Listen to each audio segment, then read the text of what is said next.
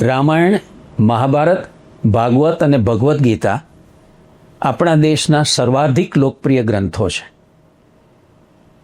એની લોકપ્રિયતા માત્ર લોકચાહના પૂરતી જ મર્યાદિત નથી. એના તરફ લોકોને આદર પણ બહુ છે. એના ઉપરથી બનેલી ફિલ્મો અને સિરિયલો પણ એટલી બધી લોકપ્રિય થયેલી છે. ત્યારે આપણા મનમાં એ પ્રશ્ન થવો જોઈએ કે સદીઓથી એના વિશે આટલી કથાઓ થાય છે, આટલા પ્રવચનો થાય છે, લોકો એને કંઠસ્થ કરે છે, એને સાંભળવા માટે એકઠા થાય છે, તો એવું શું છે એમાં કે જેને કારણે એની લોકપ્રિયતા છે એમાં કોઈ ઓટ નથી આવતી, એનો મહિમા છે તે ઓછો નથી થતો? એનું શું કારણ છે? તો આજે આપણે એ વાત સમજવી છે કે આ ગ્રંથોની લોકપ્રિયતા એના કથાવસ્તુને કારણે છે, એની પાત્ર સૃષ્ટિને કારણે છે, એમાં જે ભાવ અને રસ નિરૂપણ છે એને કારણે છે. કદાચ આ બધા કારણે છે, પણ ખરું કારણ એ નથી. ખરું કારણ એ છે કે આ બધા ગ્રંથો છે તે આપણને જીવન જીવવાનું પ્રબંધન શીખવે છે. મતલબ કે લાઈફ મેનેજમેન્ટ શીખવતા ગ્રંથો છે. આપણે બધા જ જાણીએ છીએ કે આજકાલ મેનેજમેન્ટ છે એનો બહુ મહિમા છે. આપણે health management, wealth management, crisis management, આપણે સેલ્સ મેનેજમેન્ટ, આપણે હાઉસ મેનેજમેન્ટ, એની સાથે આપણે ઇવેન્ટ મેનેજમેન્ટ, કેટલી બધી જાતના મેનેજમેન્ટ છે. 150 જેટલા મેનેજમેન્ટના કોર્સીસ આપણે છે તે આપણે યંગ જનરેશનને શીખવીએ છીએ. ખરી જરૂરિયાત જે છે તે લાઈફ મેનેજમેન્ટ શીખવવાની છે. આ લાઈફ મેનેજમેન્ટ શીખવનારા ગ્રંથો છે અને માટે આપણે આટલા વર્ષોથી, આટલી સદીઓથી એનો આદર કરીએ છીએ અને એની લોકપ્રિયતા છે તે ચાલે છે. શું શીખડાવે છે આપણને? આપણે સમજવું છે કે આ મેનેજમેન્ટ કેવી રીતે શીખડાવે છે.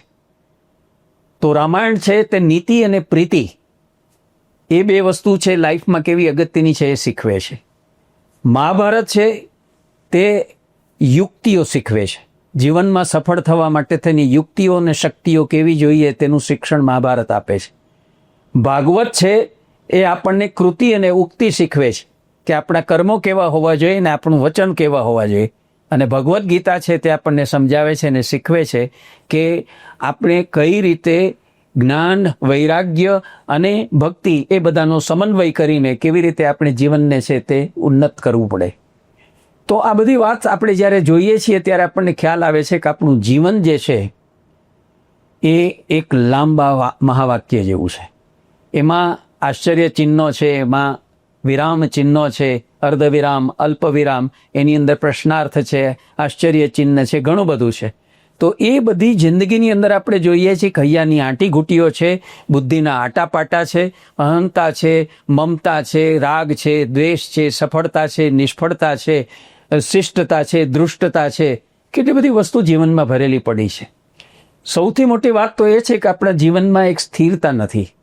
આપણા જીવનની અંદર પરિવર્તનો આવ્યા કરે છે. જેમ જેમ આપણી ઉંમર બદલાતી જાય છે તેમ તેમ એની અંદર શૈશવ અવસ્થામાંથી કિશોર અવસ્થા, કિશોરમાંથી યૌવન અવસ્થા, યૌવનમાંથી પ્રૌઢાવસ્થા, વૃદ્ધાવસ્થા, એમાં આપણે જે રૂપાંતરો પામ્યા કરીએ છીએ એ બધાની સાથે સાથે આપણામાં પરિવર્તન પણ આવતું જાય છે, આપણી સમજમાં પણ પરિવર્તન આવતું જાય છે. તો બે વાતમાં આપણને એમાં આપણે છે તે ગળાડૂબ રહીએ છીએ. પહેલી વાત એ રહીએ છીએ કે અસંખ્ય સંઘર્ષો, અસંખ્ય જેને કહીએ પ્રકારના પ્રશ્નો અને સમસ્યાઓ, એનો સામનો આપણે જીવનમાં કર્યા કરવો પડે છે. અને એના હર્ષ અને શોક, એના સુખ અને દુઃખ છે તેનો અનુભવ આપણે લેવો પડે છે. તો આપણો મૂળભૂત પ્રશ્ન એ છે કે જીવનની અંદર જે પ્રકારના દુઃખો છે, આધિવ્યાધિ ઉપાધિઓ છે, એ ત્રિવિધ તાપથી મુક્ત કેવી રીતે થવું અને જીવનની અંદર પરમ સુખનો અને પરમ આનંદનો અનુભવ કેવી રીતે પ્રાપ્ત કરવો.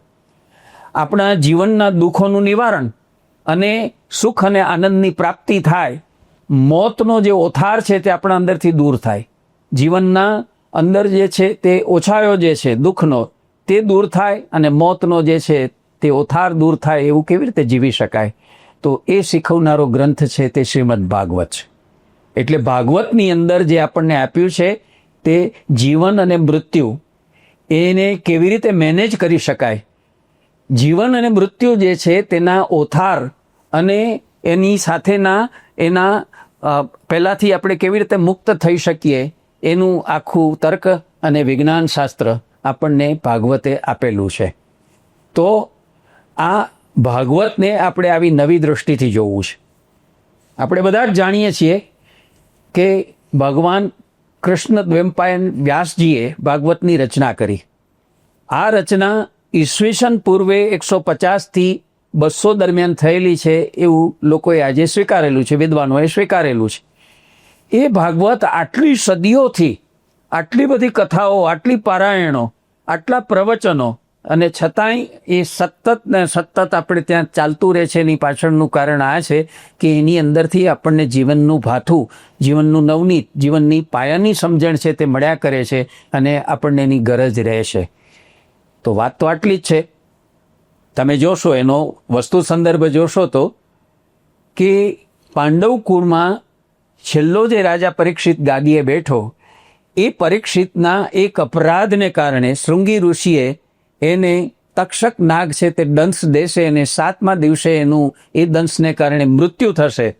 આવું જે કંઈ શાપ વચન ઉચ્ચાર્યું છે, તો એને કારણે આ પરીક્ષિત મહારાજ જે છે તે પોતાનું સર્વ રાજકાજ, પોતાના બધા જ જેને કહીએ બંધનો અને પોતાની બધી દોમ સાહેબી પડતી મૂકી ગંગા કિનારે અન્ન જળનો ત્યાગ કરીને હવે મારે આ 7 દિવસમાં એવું શું કરવું જોઈએ કે જેથી મારું જીવન સફળ અને સાર્થક થાય, એ વાતને માટે થઈને પ્રતિબદ્ધ થઈને બેસી જાય છે.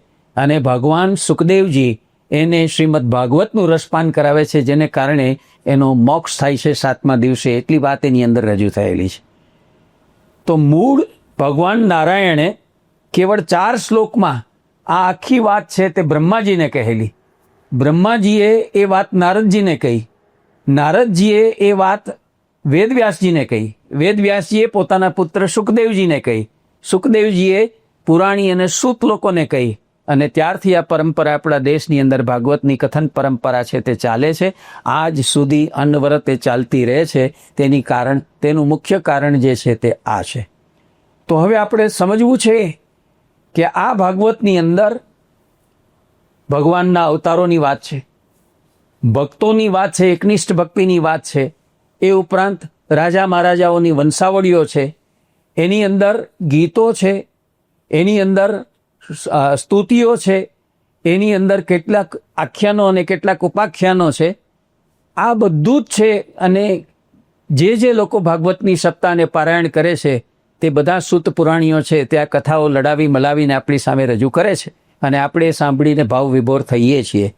પણ આ બધી જે કથાઓ છે એ કથાઓ તો ઇલસ્ટ્રેશન રૂપે, દ્રષ્ટાંત રૂપે આવેલી છે. એક સિદ્ધાંત સમજાવવા માટે, એક પાયાની વાત સમજાવવા માટે ઉદાહરણ રૂપે આવેલી છે. તો એ સિદ્ધાંતો અને ઉદાહરણો છે તે આપણી સામે સ્પષ્ટ થતા નથી. દાખલા તરીકે 4 શ્લોકમાંથી ભાગવત વિસ્તરતું 12 સ્કંદોમાં 335 શ્લોકોમાં અને એની સાથે 18,000 શ્લોક સુધી વિસ્તરી ગયું તે આપણને સમજાય છે કે કેટલો બધો એનો વિસ્તાર થઈ ગયો.